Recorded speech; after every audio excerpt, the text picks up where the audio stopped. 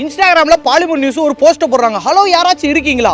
Britain Colombia நாட்டில் ஒரு light house இருக்குது. அங்கே வேலை செஞ்சால் 8 கோடி ரூபா சம்பளம் ஒரு ஆண்டுக்குன்னு எனக்கு பகீர். ஆனால் அந்த லைட் ஹவுஸில் யாரும் சாதாரணலாம் வேலை செய்ய முடியாதுங்க. நிறைய பேர் பயப்படுறாங்களா, பெரிய பெரிய அலைகள்லாம் வருமானு குண்டை தூக்கி போட்டாங்க. என்னடா 8 கோடி ரூபா சம்பளம்? நானும் ஆன்லைனில் சர்ச் பண்ணி பார்த்தா அப்படி ஒரு வேலையே இல்லை. பொய்யான தகவல். என்ன பாலிமர், உங்களை எவ்வளோ பேர் ஃபாலோ பண்ணுறாங்க? இப்படி பொய்யான தகவலை கொடுக்குறீங்க. இதையும் 11,000 பேர் ஷேர் பண்ணியிருக்கீங்க. நான் உண்மையிலே அங்கே வேலை இருக்கா இல்லையான்னு சொல்கிறேன். அந்த லைட் ஹவுஸ் பேர் லா ஜுமெண்ட். அது பிரெஞ்சு நாட்டில் அட்லாண்டிக் ஓசன் பகுதியில் தான் இருக்குங்க அந்த லைட் ஹவுஸ். 1911 அந்த லைட் ஹவுஸை கட்டி முடிக்கிறாங்க. அந்த லைட் ஹவுஸ் எப்படி ஃபேமஸ் ஆகுதுன்னா, 1989 ஜீன் ஜிகார்ட்ன்ற ஒரு ஃபோட்டோ எடுக்கிறார்.